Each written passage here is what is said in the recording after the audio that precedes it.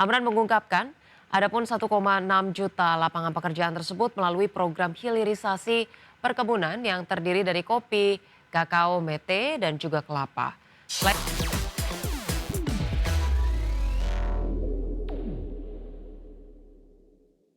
Pemirsa, Menteri Pertanian Andi Amran Sulaiman menyebut ada 1,6 juta lapangan pekerjaan terbuka di sektor pertanian. Amran mengungkapkan, adapun 1,6 juta lapangan pekerjaan tersebut melalui program hilirisasi perkebunan yang terdiri dari kopi, kakao, mete, dan juga kelapa. Selain terbukanya lapangan pekerjaan, Amran menyebut bahwa sektor pertanian juga menunjukkan kinerja positif. Salah satunya adalah ketersediaan stok beras nasional yang disebut mencapai titik tertinggi tanpa harus membuka keran impor. Kemudian juga hilirisasi. Ini kita akan kejar dan bisa menciptakan lapangan kerja 1,6 juta orang. Kemudian Bulog kita akan tengani dan operasi pasar kita lanjutkan terus. Di mana 2 bulan terakhir harga beras sudah turun, tetapi kita tidak boleh berhenti sampai beras betul-betul semuanya di bawah HIT. Ya, kita awali dengan informasi pertama. Pemirsa, Badan Pusat Statistik melaporkan pertumbuhan ekonomi kuartal 3 2025 sebesar 5,04% secara tahunan. Realisasi tersebut lebih rendah dari capaian pertumbuhan ekonomi kuartal 2 yang mencapai 5,12% secara tahunan.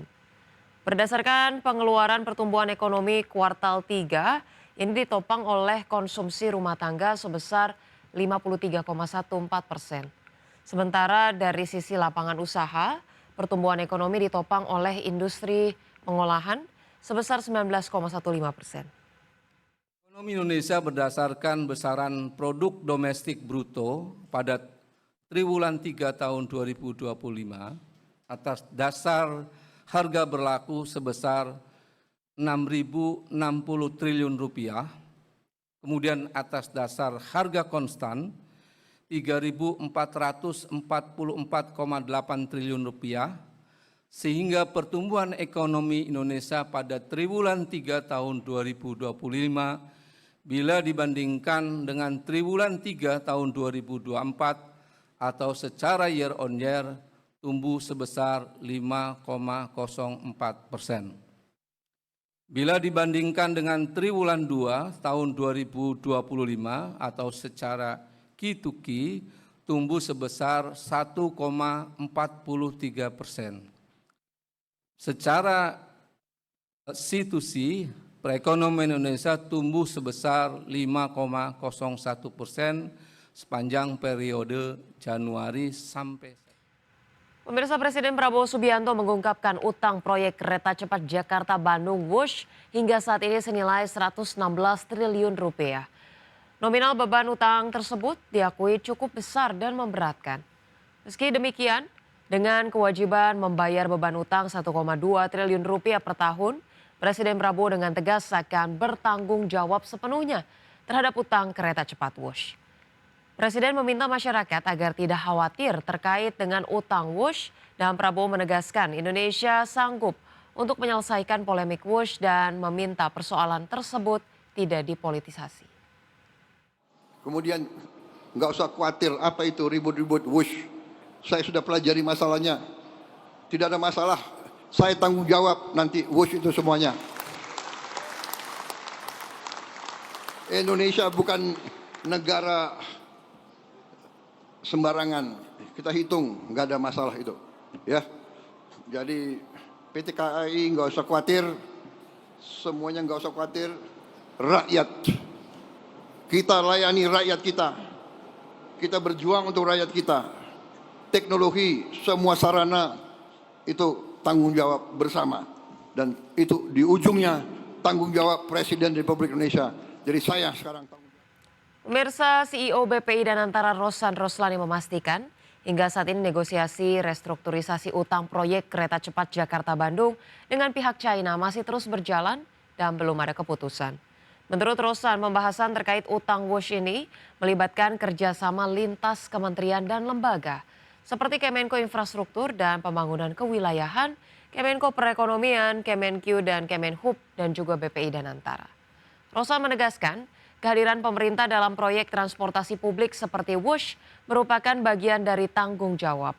Pemerintah juga memastikan manfaat transportasi publik benar-benar bisa dirasakan masyarakat.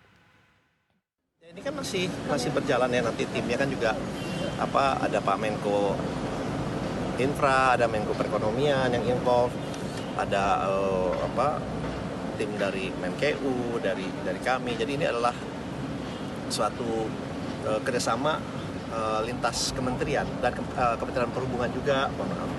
Jadi memang ini lintas dan arahan dan juga kerjasama dari kita semua memang sangat dibutuhkan dan mendapatkan arahan dari Bapak Presiden bahwa memang kehadiran pemerintah untuk kepentingan transportasi memang tidak hanya dilihat dari segi untuk kerugian saja, tapi juga dampaknya kepada masyarakat dan juga melihat kepada undang-undang yang ada yang memang itu menjadi tugas dari pemerintah untuk menyediakan transportasi.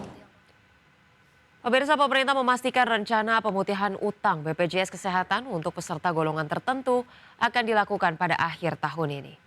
Menteri Koordinator Bidang Pemberdayaan Masyarakat Muhaimin Iskandar meminta peserta BPJS Kesehatan yang memiliki tunggakan iuran untuk bersiap melakukan registrasi ulang. Pasalnya dari registrasi ulang itu membuat para peserta kembali mendapatkan perlindungan kesehatan dari BPJS. Cak Imin juga menjawab mengenai skema pemutihan ini akan dibebankan kepada APBN. Menurutnya tanggungan untuk tunggakan utang tersebut akan diambil alih oleh lembaga yang bertanggung jawab menyelenggarakan Jaminan Kesehatan Nasional atau JKN, yaitu BPJS Kesehatan. Adapun rencana pemerintah akan melakukan pemutihan atau penghapusan tunggakan peserta iuran BPJS Kesehatan telah ditegaskan oleh Menteri Keuangan Purbaya Yudi Sadewa. Purbaya telah menyiapkan anggaran sebesar 20 triliun dari APBN untuk menyuntik BPJS Kesehatan. Pemutihan utang peserta BPJS Kesehatan akan segera dilakukan dengan melalui registrasi ulang kepada para peserta BPJS Kesehatan untuk bersiap-siap registrasi ulang, dan registrasi ulang itu membuat para peserta aktif kembali. Ya, otomatis dengan sendirinya tanggungan itu akan... Pemirsa, PT Multimakmur Lemindo Tbk berhasil membalikan kondisi keuangan dari rugi menjadi laba pada semester pertama tahun 2025. Perusahaan mencetak laba bersih sebesar 401 juta rupiah sebagai hasil dari peningkatan kinerja penjualan dan efisiensi operasional. PT Multimakmur Lemindo Tbk berhasil membalikan kondisi keuangan dari rugi menjadi laba. Penjualan neto perusahaan tumbuh dari 10,87 miliar rupiah pada semester pertama 2024 menjadi 11,38 miliar rupiah pada periode yang sama tahun 2025. Pertemuan ini menunjukkan perbaikan fundamental bisnis yang semakin kuat. Laba usaha pipa mencapai 641 juta rupiah pada Juni 2025, berbalik dari posisi rugi pada periode yang sama tahun lalu, mencerminkan efisiensi operasional dan strategi bisnis yang tepat sasaran. Dari sisi neraca, pipa menjaga total aset sebesar 172,49 miliar rupiah pada Juni 2025, dengan peningkatan aset lancar mencapai 65,98 miliar rupiah, memperkuat likuiditas perusahaan. Dengan transformasi kinerja yang signifikan, PT Multimakmur Lemindo optimistis melanjutkan tren positif untuk sisa tahun 2025 dan memperkuat posisinya di industri pipa dan konstruksi. Berbagi sumber, iDirect Channel.